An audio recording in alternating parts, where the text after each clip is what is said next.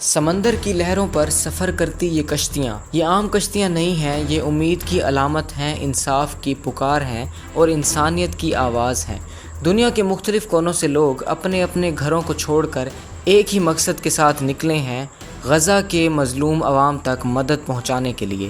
ان کشتیوں میں پاکستانی بھی ہیں، یورپ اور افریقہ کے شہری بھی، مسلمان بھی اور غیر مسلم بھی، سب ایک ہی صف میں کھڑے، ایک ہی منزل کی طرف بڑھتے ہوئے۔ سوال یہ ہے، یہ بیڑے آخر کیوں نکلے؟ یہ کب روانہ ہوئے؟ کس نے اجازت دی؟ اور ان کے راستے میں کون سی رکاوٹیں کھڑی کی گئیں؟ آج کی اس اردو انفوگرافکس کی ایپیسوڈ میں ہم آپ کو بتائیں گے کہ یہ سمندری سفر کیسے شروع ہوا، کن مشکلات سے گزرا اور اس کی منزل کہاں ہے۔ یہ قافلہ دراصل دنیا کے مختلف کونوں سے اٹھنے والی ایک ہی آواز کا نتیجہ ہے۔ اسے گلوبل سمٹ فلوٹیلا کہا جاتا ہے۔ اس بیڑے میں شامل لوگ صرف ایک ممالک سے نہیں آئے بلکہ تقریباً 44 ممالک کے شہری اس مہم کا حصہ ہیں۔ ان میں ڈاکٹروں سے لے کر سماجی کارکن، وکلاء سے لے کر طلباء، سابق سیاستدان اور عام شہری سب شامل ہیں۔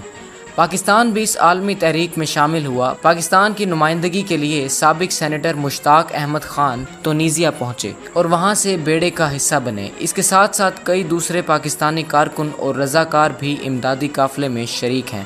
یہ سب لوگ کسی سرکاری فوج یا ریاستی منصوبے کے تحت نہیں نکلے۔ یہ ایک شہری اور غیر مسلح اقدام ہے جسے مختلف بین الاقوامی تنظیموں، انسانی حقوق کی تحریکوں اور مقامی عوام نے مل کر ترتیب دیا ہے۔ فلوٹیلا کا مقصد محض سامان لے جانا نہیں بلکہ دنیا کو یہ بتانا بھی ہے کہ انسانیت کے خلاف قائم یہ محاصرہ قبول نہیں۔ یہی وجہ ہے کہ مختلف نسلوں، زبانوں اور مذاہب سے تعلق رکھنے والے لوگ ایک ساتھ جمع ہوئے، کیونکہ ظلم کے خلاف کھڑا ہونا صرف فلسطینیوں کی نہیں بلکہ پوری دنیا کی ذمہ داری ہے۔ یہ بیڑا اچانک نہیں نکلا بلکہ مہینوں کی تیاری اور منصوبہ بندی کے بعد روانہ ہوا۔ اس کی شروعات اگست 2025 میں ہوئی جب مختلف ممالک کے کارکن یورپ اور شمالی افریقہ کی بندرگاہوں پر جمع ہوئے۔ پہلی بڑی روانگی 21 اگست 2025 کی ہوئی۔ اس روز اسپین کی بندرگاہوں سے چھوٹی اور درمیانی کشتیوں کا ایک قافلہ روانہ کیا گیا۔ ان کشتیوں پر امدادی سامان، ادویات اور روزمرہ استعمال کی اشیاء موجود تھیں۔ اس کے بعد 4 ستمبر 2025 کو دوسری بڑی لہر روانہ ہوئی۔ یہ لہر تونیزیا سے نکلی جہاں دنیا بھر کے کارکنوں کے ساتھ ساتھ پاکستانی نمائندے بھی موجود تھے۔ تونیزیا کی سرزمین اس قافلے کے لیے ایک اہم مرکز بنی کیونکہ یہاں سے کئی جہاز سمندر کی راہ لیتے ہوئے مشرقی بحیرہ روم کی طرف بڑھے۔ ان روانگیوں کا مقصد یہ تھا کہ مختلف جگہوں سے نکل کر یہ سب کشتیاں ایک ہی وقت مشرقی بحیرہ روم کے پانیوں میں اکٹھی ہوں اور پھر ایک ساتھ غزہ کی طرف بڑھیں تاکہ اسرائیلی بحریہ کے دباؤ کو اجتماعی طور پر چیلنج کر سکیں۔ لیکن جیسے ہی یہ سفر شروع ہوا، مشکلات بھی سامنے آ گئیں۔ کچھ کشتیوں کو موسم کی شدت نے متاثر کیا، کچھ کو ٹیکنیکل مسائل کا سامنا رہا اور کچھ راستے میں رک کر دوبارہ ریسٹ لینے پر مجبور ہوئیں۔ یہی وہ لمحہ تھا جب دنیا کی نظریں ان کشتیوں پر جم گئیں۔ کیا یہ اپنے مشن میں کامیاب ہوں گی یا ماضی کی طرح ایک بار پھر اسرائیلی مزاحمت کے سامنے روک دی جائیں گی؟ یہ سفر آسان نہیں تھا۔ جیسے ہی بیڑے نے سمندر کا رخ کیا، ان پر ایک نہیں کئی طرح کے خطرات منڈلا رہے تھے۔ سب سے پہلے موسم کی شدت، تیز ہوائیں، طوفانی لہریں اور بارش نے کئی کشتیوں کو پیچھے ہٹنے پر مجبور کر دیا۔ دوسرا خطرہ ٹیکنیکل مسائل تھے۔ کچھ جہازوں میں آگ لگنے اور ڈرون حملوں کی اطلاعات سامنے آئیں جنہوں نے قافلے کی رفتار کو سست کر دیا۔ تیسری اور سب سے بڑی رکاوٹ اسرائیلی بحریہ کی موجودگی تھی۔ سب مشکلات کے باوجود یہ قافلے اپنی سمت میں آگے بڑھ رہے ہیں کیونکہ ان کے لیے یہ صرف ایک سفر نہیں بلکہ انسانیت کی جنگ ہے۔ فی الحال یہ بیڑے بحیرہ روم کے پانیوں میں سفر کر رہے ہیں۔ کچھ کشتیاں تونیزیا کی بندرگاہوں پر رکی ہیں تاکہ خوراک اور ایندھن دوبارہ بھرا جا سکے، جبکہ دیگر بحری راستوں پر آگے بڑھ رہی ہیں۔ ان جہازوں میں صرف کارکن نہیں بلکہ امدادی سامان کا بڑا ذخیرہ بھی موجود ہے۔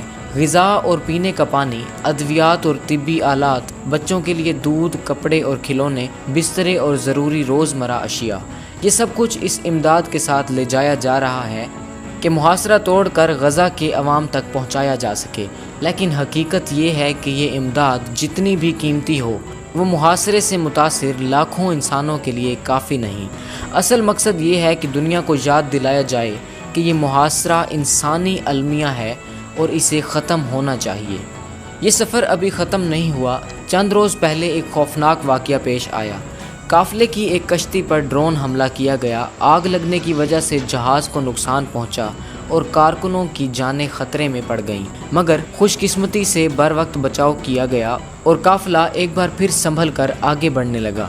اس دوران خبر آئی کہ اسپین اور اٹلی کے جہاز بھی اس قافلے کی مدد کے لیے بحریہ روم میں شامل ہو رہے ہیں تاکہ بیڑوں کو مزید تحفظ فراہم کیا جا سکے۔